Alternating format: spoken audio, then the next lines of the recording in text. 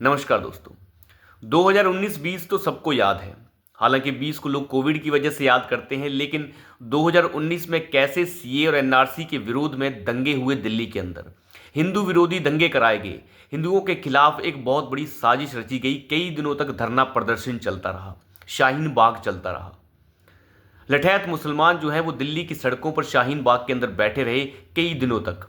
वो तो कोविड बीच में आ गया तब उन्हें हटा दिया गया, नहीं तो उनके जो धरने प्रदर्शन थे वो और लंबे चलने वाले थे। वहां पे राशन भी बंट रहा था, सुबह मलाईदार नाश्ता चल रहा था, बिल्कुल वैसा ही जैसे लठैत किसान जो हैं वो बॉर्डर पर बैठे थे।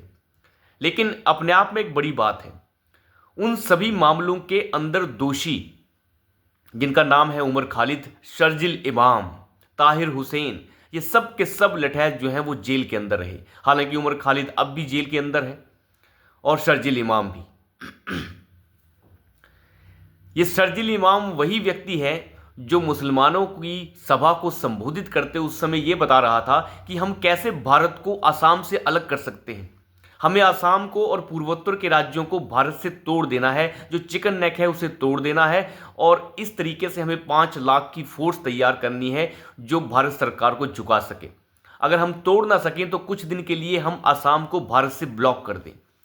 क्या कोई आम भारतीय, भले ही वो सरकार का विरोध क्यों ना कर रहा हो, किसी नीति के ऊपर विरोध कर रहा हो, कोई भी दिक्कत हो, क्या वो ये कहेगा कि मैं असम को भारत से अलग कर दूंगा, मैं तोड़ दूंगा?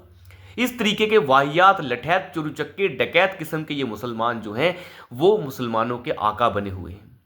आप अंदाजा लगा के देखिए कि कोई व्यक्ति जो ये कह रहा है कि मैं असम को भारत से अलग कर दूंगा, किस तरीके से असम के अंदर मुसलमानों के साथ अत्याचार हो, कौन सा अत्याचार हो रहा है। ये जो पढ़े लिखे अपने आप को वामपंथी जो कहते हैं, जो शर्जिल इमाम हो गया, चाहे वो उमर खालिद हो गया, इस उमर खालिद के लिए कितनी बार छाती पीट चुके हैं लोग।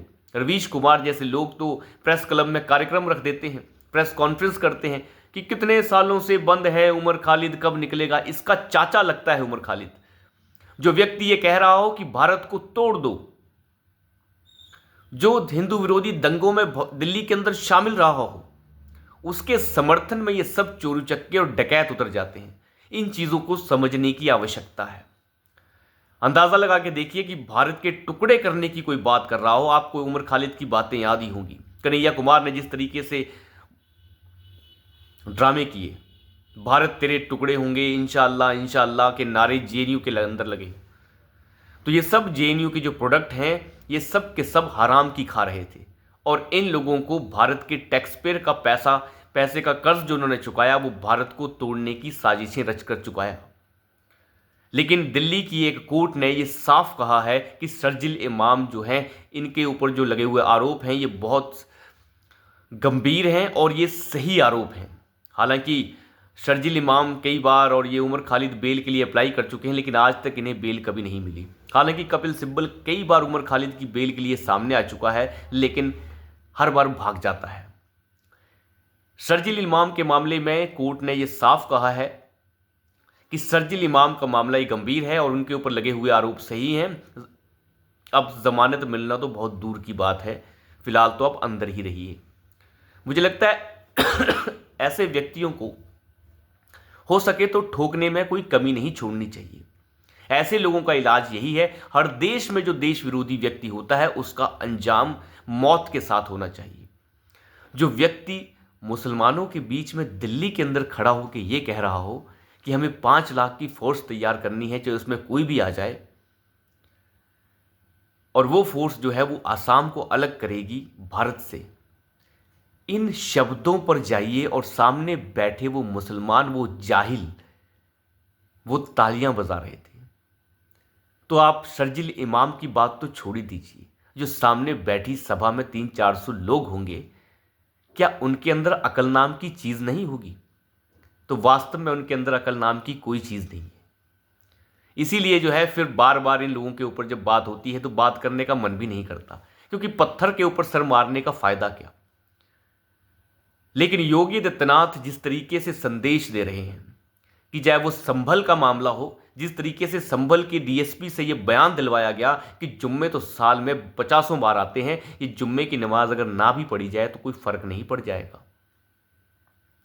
और जुम्मे की नमाज का एक वक्त जो है लेट कर दिया जाएगा तो कोई आसमान नहीं टूट जाएगा। और किसी को बड़ी ही दिक्कत है और उसे न मस्जिद में आकर नमाज पढ़नी ही है तो फिर वो रंगों से परहेज ना करे। योगी आदित्यनाथ ने जिस तरीके से समर्थन किया है डीएसपी संभल का, अनुज चौधरी का, वो अपने आप में बेहतरीन है। किस तरीके से मौसम बदलता है और वक्त बदलता है ये देखने लायक है।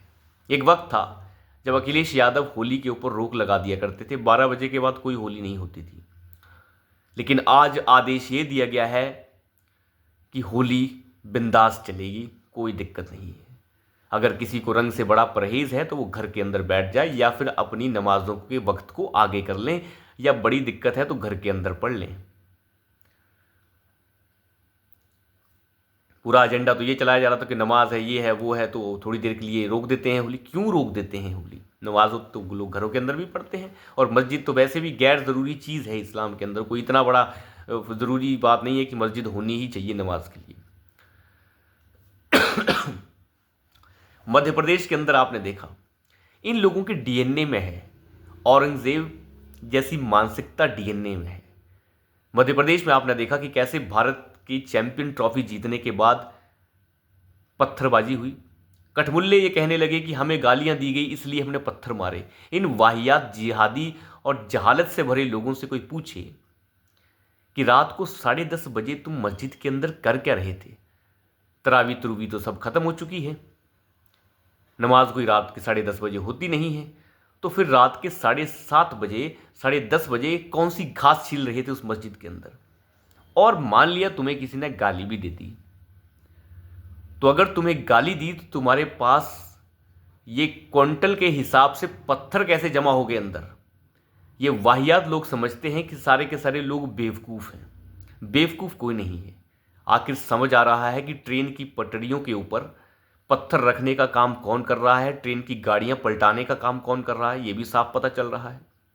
रोज आए दिन ये खबर आ रही है कि कैसे ट्रेन की पटरियों के ऊपर कोई अब्दुल और कोई अकबर जो है वो बैट रखता मिला, कोई कंकर रखता मिला, कोई लोहे की रॉड रखता मिल रहा है। ये सब यही काम कर रहे हैं। कौन राम मंदिर के इधर हमला करने की साजिश रच रहा था, एक अब्दुल, वो पकड़ा गया है। तो आप अंदाज़ा लगा के देखिए जहालत कहाँ तक चली गई है। जो भारत के टुकड़े करने वाले एक व्यक्ति और असम को भारत से अलग करने वाला जो एक व्यक्ति जो ये बातें कर रहा था दिल्ली के अंदर, उसके सामने बैठकर तालियां बजा रहे हूँ। ऐसे वाहियात लोगों की सोच के ऊपर आप थोड़ा सा गौर कीजिए। यूट्यूब पर वीडियोस मिल जाएंगी आपको शर्जील इमाम की, जब वो ये कह रहा है कि असम को भारत से हम अलग कर देंगे, और सामने बैठी भीड़ तालियां बजा रही है। ये बेशर्म लोग हैं, इसलिए इन लोगों के ऊपर विश्वास कैसे करें? आखिर ना ही करें तो बेहतर है। मुसलमान बार बार कहता है कि सभी मुसलमान एक नहीं हैं, हमारा प्रताड़ना हो रही है, हम ये हैं वो। ये सब के सब जो हैं एक, आप समझ लीजिए कि झूठ परोसते हैं, सुबह शाम झूठ परोसते हैं, और जैसे ही इनके ऊपर हमला शुरू होता है तो विक्टिम कार्ड खेलना शुरू कर देते हैं।